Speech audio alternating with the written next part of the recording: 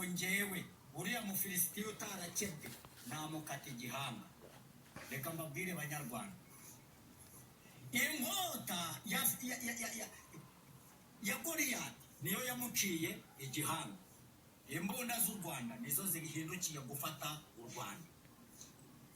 Kabiri, niyo mwarwana nk'abavetinamu, Imana ibakuyeho amaboko irabatanze, kubera yuko mwanze kwimika Imana, mwimika ubugome, intambara n'ibigirwa mana. Kubera rero ko mwimuye Imana mukimika ibigirwa mana, muhereye ku mukuru tuyoboye, ni nawe wagatanze itegeko ry'uko abantu bakwiye kwigiriza iminsi 7 batarya n'abana n'umwana wonka akava ku ibere, kubera amasengesho nka kumwe Nineve babigenje. Ariko kuko uwakabidukoresheje nawe nta uriho, niyo mpamvu rero Imana ibakarabye. Uwiteka bahaye ibikwiranye n'ibyo mwakoze. Abo mwarengagije barabagarutse, abo mwibye barabagarutse, abo mwanize barabagarutse. Amaraso y'abera aratatse ku gicaniro nka Yabeli, bakarabiye imbere abanyumva mu gihugu n'abari inyuma yacyo, bakarabiye imbere. Uwirata ngo ni umunyabwenge niyige kwirata ko yamenye Imana.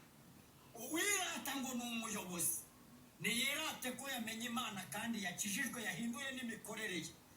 Ibitari ibyo, banyepolitike b'u Rwanda mutesha abana banyu inkota.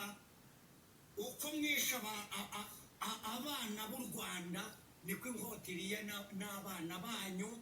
Dore niko Uwiteka avuze, kandi ntaho bazahungira, kuko niyo bajya mu mwobo Uwiteka azabakurayo. Saddam Hussein Imana yamwituye ibikwiranye n'ibyo yakoze. Mobutu Sese Seko yamwituye ibikwiranye n'ibyo yakoze. Habyarimana yamwituye ibikwiranye n'ibyo yakoze. Kagame nawe rero igiye kukwitura ibikwiranye n'ibyo wakoze.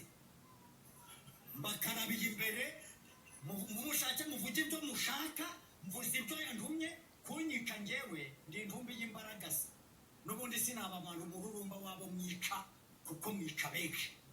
Ariko ndabatangarije ngo mbakarabiye imbere, Imana ntizambaze amaraso yanyu.